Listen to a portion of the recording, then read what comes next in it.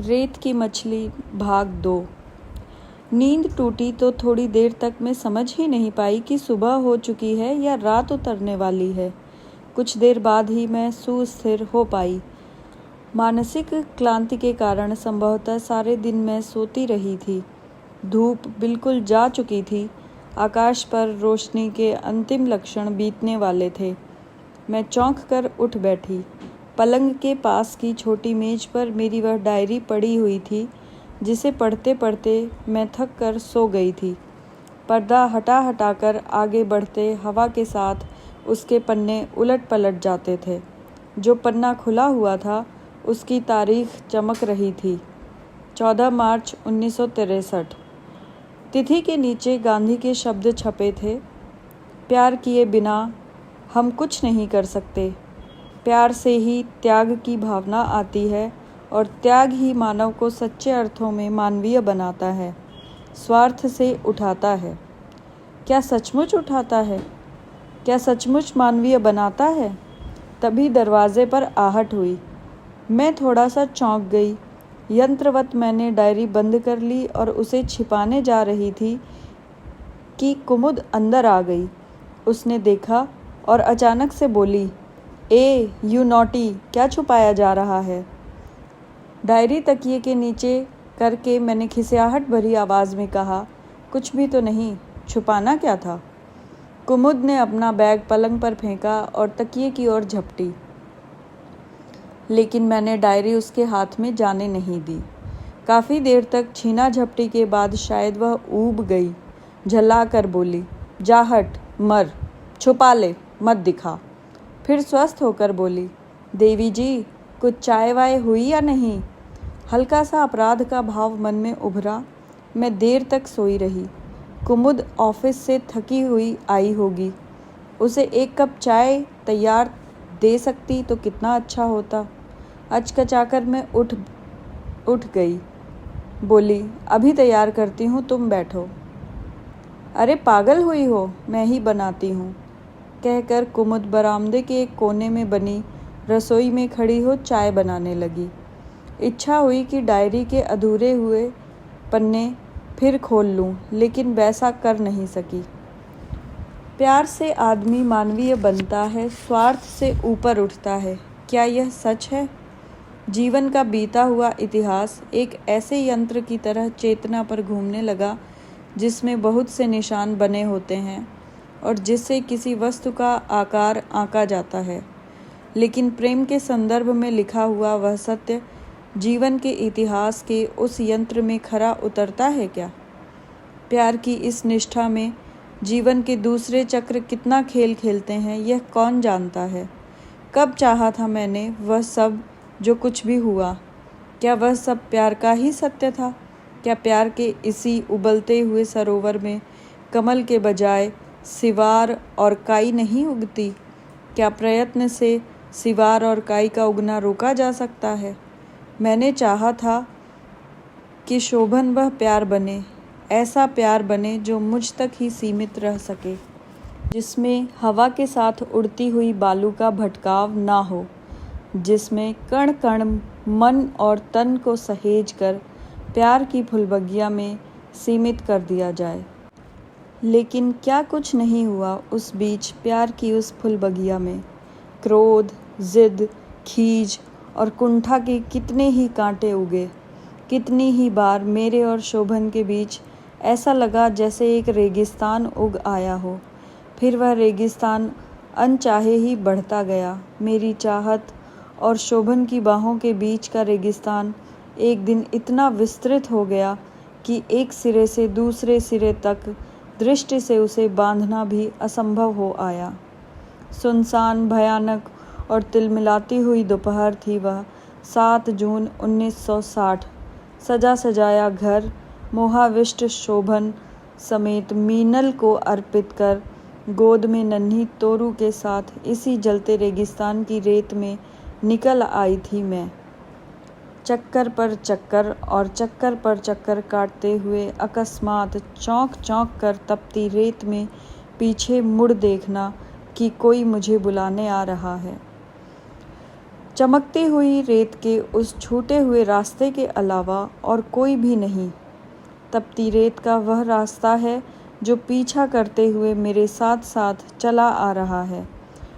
1.5 बरस लंबे लंबे दिनों को अपने पीछे आते महसूस किया और बार बार चाहा कि इसी रेत के बीच कहीं एक दलदल मिल जाए जिसमें मैं समा जाऊं, लेकिन टखनों तक धंस कर भी आगे डूबा न गया।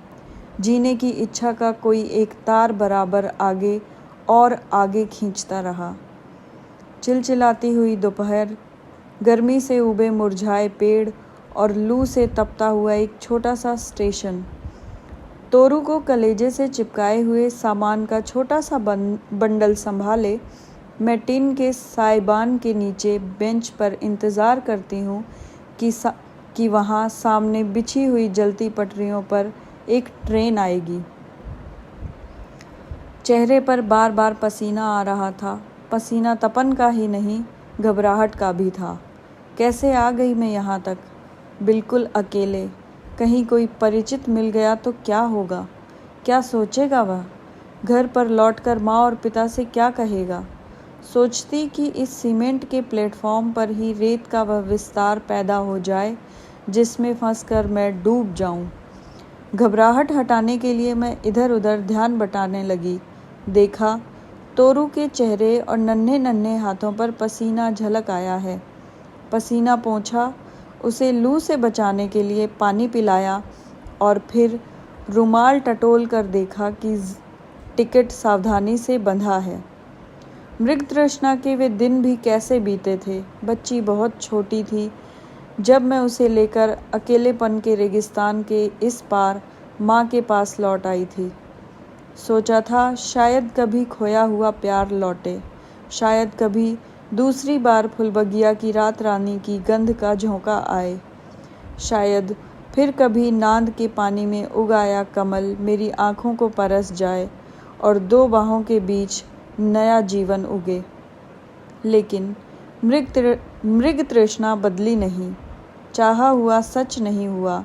2 बरस रेत में भटक भटक कर आखिर इस प्लेटफार्म पर आ पहुंची। ट्रेन आ रही थी। छोटे प्लेटफॉर्म पर हलचल शुरू हो गई थी। गिने चुने कुली ट्रेन के इंतज़ार में आकर खड़े हो गए थे। 10-12 मुसाफिर सामान सहेजने और भाग दौड़ करने लगे। मैं क्या सहेजूं? सब कुछ बिखरने के बाद अब जो जिजीविषा के 2 कण मेरे आंचल में बचे थे, उन्हें मणि की तरह सहेज कर मैं खड़ी हो गई।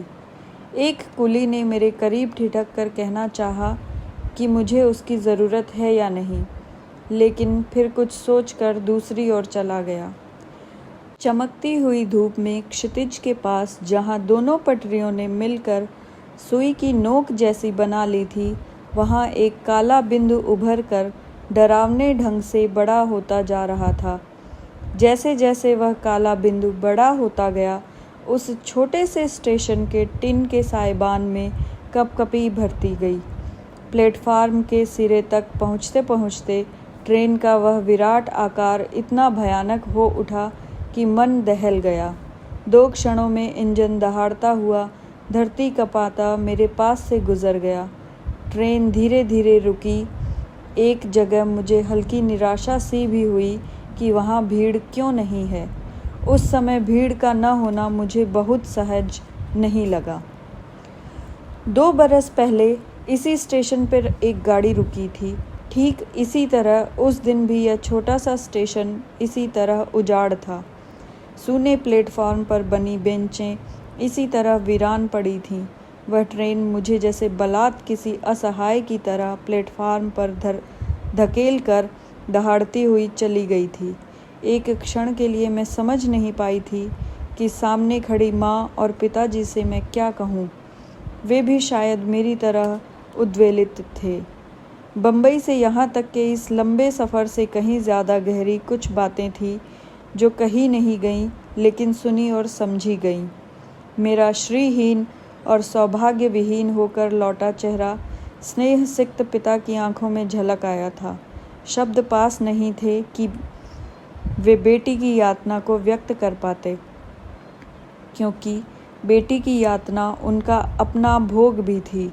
शब्द तो किसी के पास भी नहीं थे, मेरे पास भी नहीं, माँ के पास भी नहीं, और तोरू तो थी ही अभी बेजुबान, अश्रुसिक्त। थोड़े दिन के बाद मुझे एक जगह काम मिल गया था। जहाँ काम मिला था वह दफ्तर कोई 25 मील दूर शहर में था। हर मौसम की मार झेलती हुई 25 मील की वह दूरी हर रोज़ तय करती थी। हर रोज़ नापी जाती वह दूरी लंबे लंबे 8 घंटों के काम के बीच ऐसी लगती जैसे मैं सिसिफस हूँ जो पत्थर की चट्टान धकेलता हुआ पहाड़ की चोटी तक ले जाता है और चट्टान फिर नीचे लुढ़क आती है। सिसिफस के हाथ से छूटी वह चट्टान मेरे सीने पर आकर गिरती थी। मन कचोट जाता था जब तोरू अपनी तोतली भाषा में पूछ बैठती थी, पापा कब घर आएंगे मम्मी? पापा रात को घर क्यों नहीं आते? वे शब्द कहाँ थे मेरे पास जो बता पाते कि पापा घर क्यों नहीं आते, और यह कि जिसे घर कहा जाए वह कहाँ है। तोरू के वाक्य मन में उमड़ते रहते और नींद भाप की तरह उड़ जाती। सारी रात इधर से उधर करवटें बदलते बीतती। नींद और शांति जैसे खोजे भी नहीं मिल पाती थी। शांति मिलती भी तो कैसे? मन की शांति को गमलों में उगाया तो नहीं जा सकता। शांति धूप की किरण भी तो नहीं है जो खिड़की खुलते ही अंदर आ जाए। 2 बरस लगातार अशांति के इस जलते रेगिस्तान में नंगे पांव घिसटती रही। 2 लंबे बरस तन को धीरे धीरे धुनते गए। चलते चलते लगता जैसे आंखों में अंधेरा छा रहा है और पेशियों का तनाव टूट जाने वाला है। माँ कहती कि मेरा चेहरा पीला हो आया है और मैं सूख गई हूँ, इलाज करना होगा। लेकिन इलाज कैसा? किसका? तन के रोग का इलाज होता है, मन के रोग का इलाज? यातनाओं की इस धुंध में एक दिन मैंने सोचा कि मुझे मुंबई जाना होगा। 16 मार्च 1932।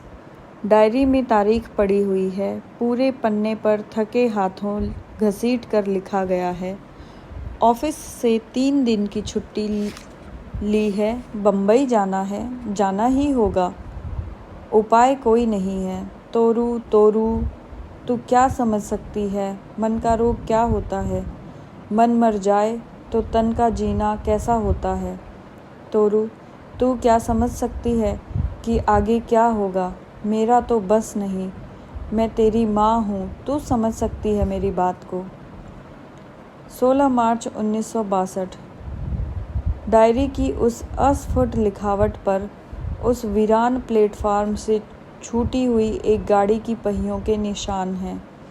एक गहरा धक्का लगा था जैसे ही मैंने ट्रेन पर पाँव रखा था। ऐसा लगा था जैसे कि मैं ट्रेन पर चढ़ी नहीं बल्कि किसी गहराई में गिरा दी गई हूँ। बम्बई जाने वाली उस एक्सप्रेस ट्रेन पर बैठे बैठे अनगिनत क्षणों के छोरहीन क्रम तक फैले हुए विक्रांत जीवन की सहस्रों परछाइयाँ मेरे मानस पर ट्रेन से दिखते दृश्यों की तरह उभरती मिटती रहीं। बहुत तीखी प्यास लगाई थी, लेकिन मन टूटा हुआ था, उठा नहीं जा सका। बालों में धुएं की गर्द भर गई थी, होठों पर पपड़ियाँ उभर आई थी, अंतस्तल जल रहा था। तोरू सो गई थी। कितनी सहज निस्संग निद्रा थी उस अबोध की। चेहरे की ओर देखकर मेरा मन कचोट गया। रास्ते भर मैं गाड़ी से एक बार भी नहीं उतरी कि कहीं यह गाड़ी भी उनकी तरह मुझे छोड़कर बढ़ न जाए और मैं पीछे अकेली छूट जाऊं, नितांत अकेली। किसी तरह दौड़ लगाते लगाते अंत में दुश्चिंताओं के लंबे क्रम को पार कर गाड़ी बम्बई पहुंच गई। एक क्षण के लिए लगा कि मैं नीचे नहीं उतर सकती, उतरने का साहस नहीं है। बेबी को कंधे से लगाकर सामान संभाले अभी मैं डब्बे के दरवाजे तक गई थी कि लगा जैसे मेरे पैर किसी ने बांध लिए हों। मैंने देखा, वही थे, बिल्कुल ठीक वही, शोभन। बेचैनी से प्लेटफार्म पर खड़े इधर उधर नज़रें दौड़ाते हुए, तो शोभन आ गए। यह सच है या दिवा स्वप्न? वह जिद, कठोरता, निर्ममता सब कुछ यूं घुल जाएगी ऐसा सोच नहीं पाई थी। मन आर्द्र होने लगा, आंखें गीली हो गईं। मोहाविष्ट थोड़ी देर ज्यों की त्यों खड़ी रही और फिर अचानक मैंने अपना हाथ थोड़ा सा ऊंचा किया, मेरे कंठ तक आया, शोभन। और तभी पैरों के नीचे से किसी ने कोई चीज़ खिसका ली। शोभन के चेहरे पर एक खुशी दौड़ी। हाथ उठाकर हेलो करते हुए बगैर मेरी तरफ दिखे वे दाईं ओर के एक दूसरे डब्बे की ओर बढ़ गए। उस दूसरे डब्बे से जो उतरा उसे न चाहकर भी मैंने देखा। उनका एक नाटककार मित्र राजहंस पहले दर्जे के डब्बे से कूदकर उनके गले से लिपट गया था। मुझे लगा जैसे चारों तरफ जंगल हो जिसमें ऐंठ ऐंठ कर लकड़ियां जलती हुई चटक रही हों। भरसक यह चाहते हुए कि उधर उस जलन की तरफ निगाह न जाए, मैं बच्ची को संभालते हुए भीड़ में डूबकर प्लेटफार्म से बाहर आ गई। मन बुरी तरह जल रहा था, अंतःस्थल छलनी हो चुका था, एक एक स्नायु जैसे टूट चुका था, मुझसे खड़ा नहीं रहा जा रहा था। जैसे तैसे टैक्सी बुलाई, टैक्सी पर बैठी और लंबी सांस लेकर थोड़ी स्थिर हुई थी कि सामने के शीशे से देखा टैक्सी के ठीक आगे एक सुरमई रंग की फिएट जा रही है। गाड़ी के पिछले शीशे पर 2 चेहरे दिख रहे थे। शायद वे चेहरे कातर थे। मुझे देखते पाकर चेहरे फिर मुड़ गए, लेकिन वह कातर उत्सुकता दबी नहीं रही। उन्हें शायद लग रहा था कि मेरी टैक्सी उनका पीछा कर रही थी। हाव भाव से ऐसा नहीं लग रहा था कि वे निश्चिंत होंगे, बल्कि जिस तरह पीछे घूम घूम कर वे टैक्सी की ओर देख रहे थे, उससे लगता था कहीं वे भयभीत भी हैं। मुझे विश्वास है कि वे निश्चय ही भयभीत हो रहे होंगे, दोनों, शोभन और राजहंस दोनों ही। संभव है कि राजहंस उस समय शोभन की कातरता के प्रतिबिंब बन गए हों। वैसे भी किन अर्थों में वे शोभन से भिन्न रहे हैं, नहीं कह सकती। प्रिया पत्नी को पागल घोषित किया था राजहंस जी ने। नाटक लिखने के पहले नाटक खेला भी था। सब कुछ छीनकर पत्नी को कहा था कि वह पत्नी नहीं रही। एक दूसरे के चेहरे में अपने अपने नाटक की परछाइयाँ उड़ते हुए उन 2 भयभीत प्राणियों का पीछा मेरी टैक्सी ने कब तक किया मैं नहीं जानती। फिर सहसा एक जगह से उनकी गाड़ी दूसरे रास्ते पर मुड़ ली। मुझे पता था कि इतनी जल्दी इस जगह से ही उनका रास्ता अलग नहीं होता, लेकिन शायद उन्होंने जानबूझकर अपने ड्राइवर से वहीं मुड़ जाने को कहा था। अच्छा हुआ कि वे ही अलग मुड़ गए। आह नियति! तोरू को कहीं 2 क्षण के लिए भी यह मालूम हो पाता कि उसका वह चिर प्रतीक्षित पिता चिरकायर होकर रास्ता बदल कर चला गया तो जाने वह क्या सोचती। संभव है कि उसका शैशव इसकी परिभाषा समझ न पाए, लेकिन क्या आजीवन इसकी परिभाषा उसके लिए अनजानी ही रह सकती है, अनजानी ही रखी जा सकेगी। तोरू सो रही थी। उसके खोए भोलेपन को जीवन के मरु की यह रेतीली परिभाषा छू नहीं सकती। यह कितना बड़ा आश्वासन है। काश वह अबोध समझ पाती कि आज उसका दर्द भरा महत्वाकांक्षी पिता कितना दयनीय हो उठा है, अपने अपराधी अंतर्मन के कारण अपने आप से भयभीत। टैक्सी अब अपेक्षाकृत वीरान लंबी सड़क पर दौड़ रही थी। टैक्सी की खुली हुई खिड़की से ताज़ी हवा का एक झोंका आया। फागुन की इस समुद्री गंध भरी हवा के इस कोमल झोंके का यूं सहला जाना कुछ सुखद लगा। यही महीना है फागुन का, सुगंध भरा, न गर्मी न सर्दी, जूही चमेली, रात रानी, टेसू और कामिनी के सौरभ से भरा फागुन। समझ में नहीं आता कि मेरे जीवन का हर मोड़ उसी फागुन से क्यों शुरू होता है। जीवन के हर मोड़ पर यही हवा क्यों मुझको छू जाती है। सुखद आश्वासन के एक क्षण के बाद स्नायुओं में अनहोनी घटना की आशंका भर गई। मन में उदासी का चेहरा छा गया। विवश थी, जाती भी कहाँ। न चाहते हुए भी बरसों के परिचित गुरुजन के द्वार पर टैक्सी रुकवा दी। छोटी सी कोठी की नन्ही सी वाटिका के फाटक पर श्वेत पटिया पर लिखा हुआ एक नाम देर तक पढ़ती रही, डॉक्टर शशिकांत। तोरू जाग गई थी, शायद उसे भूख भी लगाई थी, यात्रा के कारण थक भी चुकी थी, लेकिन इस नन्ही सी वाटिका को देखकर वह खुश हो गई। वह छोटा सा लकड़ी का फाटक खोलने के लिए अपने को बांध रही थी कि द्वार पर डॉक्टर शशिकांत की सौम्य आकृति दिखाई दी। थोड़ी देर अपरिचित को पहचानते से खड़े रहे और फिर 2 कदम आगे आ गए। यात्रा और यातनाओं के कारण मेरी आकृति संभवतः बदल चुकी थी। कई बरस पहले उन्होंने देखा था और उसके बाद वे बम्बई आ गए थे। उन्हें मालूम भी नहीं रहा होगा कि मैं यूं अनायास कभी उनके यहाँ पहुँचूंगी। मुझे पहचानने में उन्हें कुछ समय लगा और फिर वे अवाक रह गए। बिना किसी पूर्व सूचना के अबोध बच्ची को साथ लेकर बिल्कुल अकेले उनके यहाँ क्यों और कैसे आ गई। जीजी ने पहचाना तो गले लगा लिया। वे भी स्तब्ध थीं। बैठते न बैठते मैंने उनसे कह दिया कि मैं शोभन को तोरू सौंपने आई हूँ।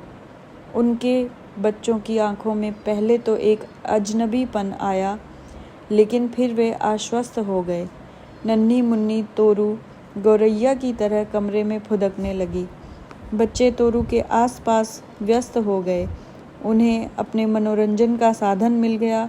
मेरे मन में हल्का संकोच भर आया कि आते समय मैं इन बच्चों के लिए कुछ नहीं लाई। मन में अनमनी हो आई। मैंने महसूस किया कि जीजी और शशिकांत जी भी अनमने हो उठे हैं। मेरे मन में भी संकोच आया कि शायद मुझे इस तरह नहीं आना चाहिए था, लेकिन अब वापसी भी संभव नहीं थी। जो कुछ भी हो, अब स्थिति का सामना करना ही होगा। थोड़ी देर बाद ही गहन गंभीर वातावरण को सहजता की तरफ लौटाते हुए शशिकांत जी बोले, कुंतल बहन, अब आप नहा धो लीजिए, खाना खाकर आराम कीजिए। सफ़र से थक गई होंगी, फिर निश्चित होकर बात करेंगे। जो भी समस्या है धीरज से निपटाई जाएगी। ईश्वर सब ठीक ही करेगा। उनके शब्दों में मुझे आश्वासन महसूस हुआ। किसी सीमा तक मन का तनाव भी सहज हो गया। जीजी ने बाथरूम तक पहुंचा दिया और खुद नौकर को खाना तैयार करने को कहने चली गईं। जब सब कुछ पराया हो जाता है तब थोड़ा सा भी अपनापन मन को भिगो जाता है। बरसों के बाद किसी स्नेह सिक्त हरे भरे परिवार की ममता ने अपनेपन की एक किरण मुझे दी थी। वह एक किरण जलते हुए अंतःस्थल पर शीतलता के छींटे डाल गई। बहुत धीरे धीरे थके लेकिन शांत मन से शीतल जल की धारा में नहाकर जब मैं बाहर आई तो मन पहले से ज़्यादा सुस्थिर हो चुका था। हम सब ने मिलकर खाना खाया। बरसों बाद पहली बार उस स्नेह भरे खाने में एक तृप्ति थी। हाँ, मन की उदासी बीच बीच में घिर घिर आती थी। शशिकांत जी से उदासी के वे क्षण छिपे नहीं थे। अंततः एक बार उन्होंने टोका भी था, एक बात कहूँ कुंतल, तुम उम्र में बहुत छोटी हो। दुख या सुख दोनों से ही सट कर बैठना अच्छा नहीं होता। सुख से ज़्यादा लिपट कर बैठने से सुख के अपरिचय का आनंद नहीं रहता, वह उकता देता है, और दुख से ज़्यादा लिपटने पर वह अंतःस्थल को खाता है। मेरी आंखें भीग आईं, लेकिन सत्य के उस सहारे ने आंसुओं को थाम लिया। तोरू खा पी कर फिर बच्चों में मस्त हो गई थी। मन में करुणा हो आई कि यहाँ वह नियति से कितनी निस्संग है। उसे क्या पता कि अपनी माँ से अलग होकर वह किस नियति को सौंपी जा रही है। दिल्ली से चलते समय उसने पूछा था, माँ, हम छुक छुक पर चढ़कर कहाँ जा रहे हैं? तुम पापा के लिए पूछती थी ना बेटा। हम दोनों पापा के पास जा रहे हैं, मैंने उससे कहा था। रास्ते भर वह यही दोहराती आई थी, पापा के पास जा रहे हैं। सांझ ढल रही थी। सूरज दिन भर तपने के बाद समुद्र के उस पार क्षितिज में उतर गया था। तोरू ट्रेन के सफ़र से थकी थी।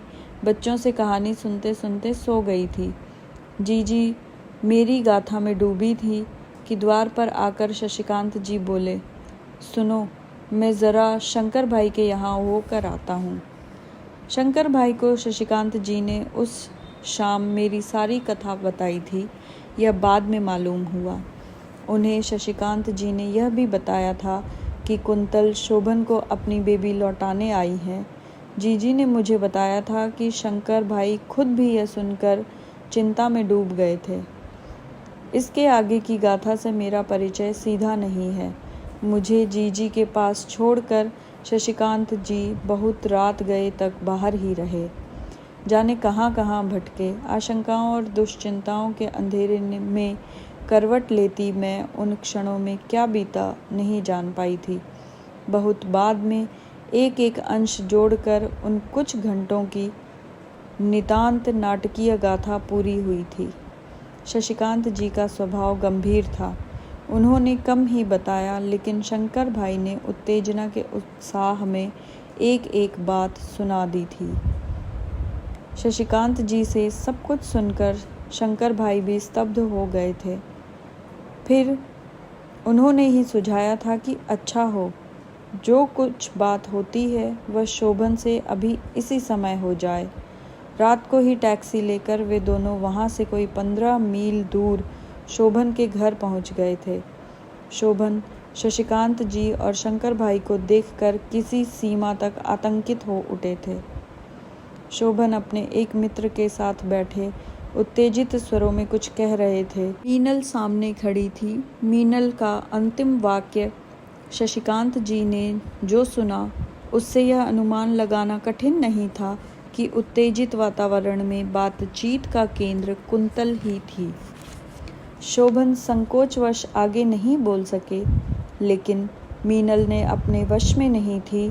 शंकर भाई और शशिकांत जी की उपस्थिति के बावजूद उसने कह डाला कि कुंतल फिर कोई नया विस्फोट करने आई है। वह पागल है और कुछ भी कर सकती है। शोभन की खामोशी से ही मीनल में थोड़ा अंतर आया। अपने क्षोभ का उबाल उतार कर वह चुप हो गई। उसका चेहरा किसी बिल्ली की तरह वहशी हो आया था। थोड़ी देर की खामोशी के बाद शशिकांत जी ने कहा था कि अगर शोभन अपने आप को संयत रख सके तो वे कुछ कहना चाहेंगे। शोभन ने विनम्र होकर उनकी बात सुनी थी। शशिकांत जी ने बहुत धीरे धीरे कह डाला था कि मैं किस तरह अकेली बम्बई पहुंची थी बेबी को सौंपने। बात बहुत संयत ढंग से कही गई थी, लेकिन शोभन और मीनल एक साथ उत्तेजित हो उठे थे। जंगली बिल्ली की तरह अपना दुबला पंजा झटकते हुए मीनल चीखी, मैं यह सब सह नहीं सकती, मुझसे यह सब न हो सकेगा। उसका दिमाग सही नहीं है। मेरी अपनी तबीयत ठीक नहीं रहती। माँ जी 2 साल से अलग खाट से लगी हुई हैं। उसकी बच्ची का यहाँ कौन संभालेगा? मेरे बस की बात नहीं है। शोभन के मित्र संकुचित हो उठे। शायद प्रतिवाद उनके कंठ तक आया, लेकिन वे उसे पी गए। फिर बहुत दबे हुए स्वर में उन्होंने कहा, हाँ, छोटी बच्ची की समस्या तो होगी, और फिर आपकी तबीयत तो काफ़ी खराब रही है। शशिकांत जी ने थोड़ी तीखी आंखों से उनकी ओर देखा तो वे संकुचित होकर चुप हो गए। थोड़ी देर सभी चुप रहे। फिर शशिकांत जी अपने गंभीर स्वर में बोले, शोभन, तुम मुझसे छोटे हो, मेरे विद्यार्थी भी रह चुके हो, लेकिन जो कुछ भी कहूँगा वह उस नाते नहीं। तुम विद्वान और समर्थ हो, रचनाकार हो, समाज के एक जिम्मेदार सदस्य हो। इस नाते ही जो बात कहूँगा उसको सम्मान दोगे, ऐसी अपेक्षा करता हूँ। यह सच है कि कुंतल और तुम्हारे बीच अब सद्भावना शेष नहीं है, लेकिन वह बच्ची तो इससे परे है ना। शोभन अचानक कुछ बोलने को हुए, लेकिन शशिकांत जी ने उन्हें रोक दिया। मुझे बात पूरी कर लेने दो शोभन, फिर तुम जी खोलकर अपनी बात कह लेना। तुम प्रबुद्ध हो, निर्णय तो तुम्हें ही लेना होगा। तुम्हारे और कुंतल के बीच सद्भावना का जो सूत्र टूटा है, सच कहो, क्या उसमें तोरू का हाथ हो सकता है? उसे क्यों दंड देते हो? दोष मान लिया, कुंतल का ही मान लिया। बच्ची ने क्या किया है? तुम्हारी बच्ची तुम्हें छोड़ और किसका आश्रय लेगी? शोभन बहुत गंभीर हो आए। देर तक कुछ सोचते रहे थे। शंकर भाई और शशिकांत जी एक सीमा तक आश्वस्त हो गए थे कि शायद बात शोभन पर असर कर गई है, लेकिन शोभन ने एक लंबी सांस लेकर अपना चेहरा ऊपर उठाया और बोले, शशिकांत जी, आपकी बात का मैं विरोध नहीं करता, लेकिन आप कुंतल को नहीं जानते। कल को वह हंगामा खड़ा करेगी तो आपका भी वश नहीं चलेगा। अगर उसने यह शोर मचाया कि बेबी को हमने ज़बरदस्ती छीन लिया है तो हम सबके लिए संकट हो जाएगा। मुझे क्षमा कीजिए शशिकांत जी, मैं मजबूर हूँ। शशिकांत जी का चेहरा खिंच गया था। शंकर भाई उत्तेजित हो उठे थे। शोभन की ओर झुककर उन्होंने तीखे स्वर में कहा, शोभन जी, आपका हठ निर्मम ही नहीं अमानवीय भी है। कुंतल जी इतनी ज़्यादा बीमार हैं, खुद चलकर न जाने कैसे बम्बई पहुंची हैं, पता नहीं कितने दिन जिएंगी, और आप हैं कि अपनी बच्ची को सहारा नहीं देना चाहते। आप उसे अनाथ गंदी गलियों में भटकने को छोड़ देना चाहते हैं। कोई बात नहीं, आप साहित्यकार हैं, साहित्यकार समाज के ही एक सदस्य हैं। आपका दायित्व हम सब साहित्यकार मिलकर निभाएंगे। शोभन स्तब्ध होकर बैठ गए। कमरे में मनहूसियत की घुटन भर गई। ऐसा लगने लगा कि शोभन की सांस घुट रही है। मीनल चुपचाप उठकर अंदर चली गई और शोभन पत्थर की मूर्ति की तरह जमकर बैठे रहे। शशिकांत जी ने स्थिति को पहचाना, हाथ बढ़ाकर शोभन के कंधे पर रख दिया और सांत्वना देते हुए बोले, शोभन, तुम क्या जिम्मेदारी से भागोगे? सोचो शोभन। कमरे में फिर खामोशी छा गई। थोड़ी देर बाद शोभन ने जैसे अपने साहस को समेटा और कहा, ठीक है शशिकांत जी, आप मेरे बड़े हैं और मुझे यह आदेश दे सकते हैं। मैं इनकार भी नहीं करूँगा, लेकिन एक बात मेरी भी माननी होगी। बच्ची मैं अदालत के ज़रिए ही लूँगा। स्टाम्प पेपर पर लिख कर समझौता होगा। बाकी सब कैसे होगा आप सोच लीजिए। मुझे भी सोचने के लिए कुछ समय तो आपको देना ही होगा। वकील से सलाह लूँगा, फिर जैसा आप ठीक समझेंगे वैसा ही हो जाएगा। शशिकांत जी ने स्नेह से उनके कंधे दबाए और आभार प्रकट किया। शंकर भाई थोड़े क्षुब्ध जरूर थे, लेकिन वे भी शांत हो गए थे। थोड़ी सी औपचारिक बातचीत के बाद शशिकांत जी उठ खड़े हुए। दरवाजे तक आते आते उन्होंने कहा, बुरा मत मानना शोभन कि इतनी रात गए तकलीफ दी। तुम्हारे यहाँ आया तो इतने अप्रिय प्रसंग के सिलसिले में। शोभन भी सहज हो चले थे। हाथ जोड़कर उन्होंने कहा, लज्जित न करें आप। इतनी रात गए, इतनी दूर से आप आए, मैं तो आतिथ्य भी न कर सका। चलते चलते तय हुआ था 18 मार्च 1962। डायरी में यह तारीख पड़ी हुई है। 17 मार्च की उस निर्णायक रात्रि के बाद केवल कुछ घंटों के अंतर से ही 10 बजे के करीब वकील के तय हो जाने के बारे में फ़ोन आया कांत जी के पास। वकील तय हुआ है। माँ और बेटी के बीच दीवार खड़ी करने के लिए वकील खड़ा किया गया है। यह सोचकर मन जाने कैसा कैसा हो गया था। अंदर कहीं कुछ कचोटने लगा था। कैसा होता है वह क्षण जब माँ अपनी एकमात्र बच्ची से अलग होती है। उसके बारे में सोचना शायद सहज है, भोगना बहुत मुश्किल। तोरू बहुत खुश थी। नई जगह पाकर वह किलक किलक उठती थी, बार बार हाथ छुड़ाकर भाग जाती थी। उसका इस तरह खुश होना मन को और अधिक बींध रहा था। मन पत्थर से भी अधिक भारी हो रहा था। क्या उसके बिना जिया जा सकेगा? क्या उसके बिना मन को बांध सकूंगी?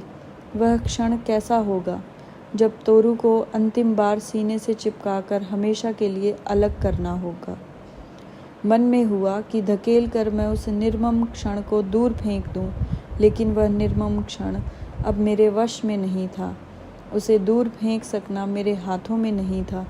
जैसे विवशता की एक लंबी रस्सी बराबर फंदे की तरह गले में कसते जा रही थी।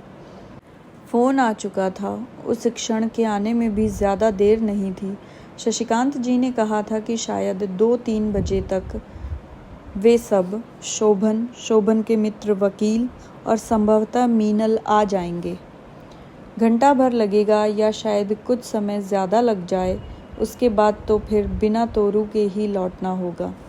ऐसी दुविधा के क्षण शायद बहुत छोटे होते हैं, तभी न चाहते हुए भी घंटे पर घंटे बीतते चले गए। जैसे बहुत ढाल वाली धरती पर अनायास ही सारे प्रयत्नों के बाद भी कोई गाड़ी लुढ़कती ही चली आती है, उसी तरह क्षण पर क्षण बीतते ही चले गए और अंततः लगभग 2:30 बजे शशिकांत जी ने कहा कि वे लोग आ गए हैं और बाहर गाड़ी में हैं। शशिकांत जी ने यह कहा तो यातना की रेखाएं उनके चेहरे पर भी उभर आई थी। मुझे पता था कि इस तरह तोरू के माँ से अलग होने में अपना भी योगदान समझकर वे पीड़ित थे। सोचने का अब समय नहीं था। जो अंतिम क्षण मेरे भय का कारण था वह आ गया था। 17 मार्च 1962 से 18 मार्च 1962, कुल 1-1.5 घंटे के अंदर मातृत्व के इतिहास की सबसे भयानक घटना किसी तूफान की तरह आई और चली गई थी। डायरी के इन पृष्ठों को देखकर विश्वास नहीं होता कि जीवन की इतनी कठिन परीक्षा कौन सा हृदय दे सकता होगा। किसी यंत्र की तरह जल्दी जल्दी नहला धुलाकर तोरू को नए कपड़े पहनाए थे। उसकी प्रसन्नता की सीमा नहीं थी। छोटी सी वह बच्ची यह ज़रूर समझ गई थी कि उसे कहीं जाना है, लेकिन कहाँ और किन परिस्थितियों में जाना होगा यह उसकी नन्ही समझ से बाहर था। उसकी खुशियों का क्रम टूट न जाए इसलिए बलात् मुस्काना भी पड़ा था। अजीब खामोशी और उदासी पूरे वातावरण में छाई हुई थी। हम सब सहमे और कुंठित थे। किसी में इतना साहस नहीं था कि एक दूसरे से कुछ बोलें। शायद शब्द ही नहीं थे किसी के पास। शशिकांत जी ने शोभन को बाहर जाकर कह दिया था कि वे एक निश्चित जगह पहुँचें, बाकी सब वहीं आ जाएंगे। जाने के लिए टैक्सी आई तो अंतर्मन रो उठा। शंकर भाई साथ थे, शशिकांत जी, उनकी पत्नी, मैं, तोरू के साथ टैक्सी की पिछली सीट पर। तोरू जापानी गुड़िया की तरह सामने की सीट के तकिए के सहारे खड़ी होकर किलकारियां भर रही थी। अचानक उसके एक वाक्य ने मेरे डूबते मन को फिर धक्का दिया। तोतली भाषा में उसने पूछा, मम्मी, हम सब कहाँ जा रहे हैं? शशिकांत जी उसके बाल सहलाते हुए बोले, तोरू, तुम पापा के पास जाना चाहती थी ना? तोरू और ज़्यादा खुशी से उछलने लगी, लगातार दोहराने लगी, हम पापा के पास जाते हैं, हम पापा के पास जाते हैं।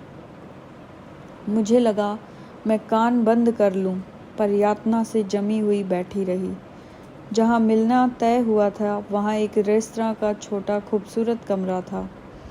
हल्की हल्की रंगीन रोशनी में बहुत धीरे धीरे संगीत गूंज रहा था। मेजों पर लोग परिवेश से बिल्कुल निस्संग बैठे हुए धीरे धीरे बातें कर रहे थे। शोभन अभी आए नहीं थे। एक कोने में पहले ही रिजर्व की हुई 2 मेजों की तरफ शशिकांत जी हम लोगों को लेकर बढ़ गए। शोभन कोई 10 मिनट बाद पहुँचे। बहुत रूखे और औपचारिक नमस्कार के बाद बैठ गए। उनके साथ वाला अपरिचित आदमी उनका वकील था। बैठने के बाद एक खामोशी छा गई। तभी तोरू की आवाज़ आई, माँ, मेरे पापा कौन हैं, कहाँ है? ऐसा लगा जैसे शोभन की शिराओं में एक कंपन हुआ हो। वे कुछ अस्थिर से हो उठे। बोलना चाह कर भी कुछ बोल नहीं पाए।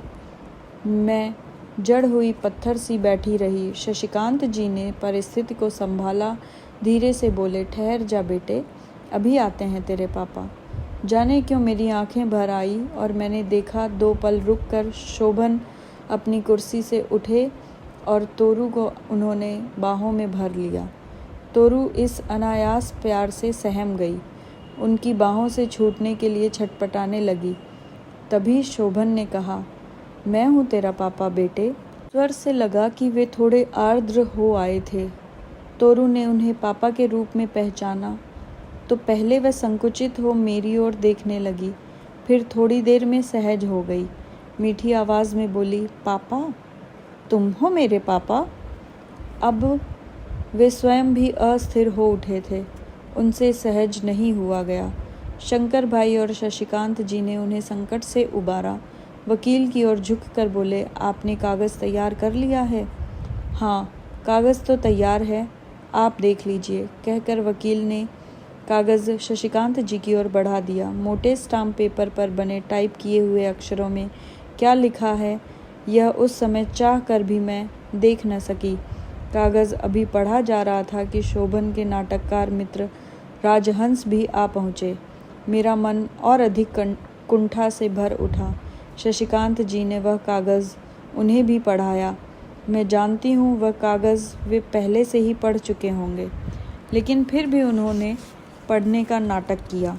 अंत में वह कागज़ शशिकांत जी ने मेरे सामने रख दिया। शब्दों पर मैंने निगाह जमाई, लेकिन पढ़ा कुछ भी नहीं जा सका।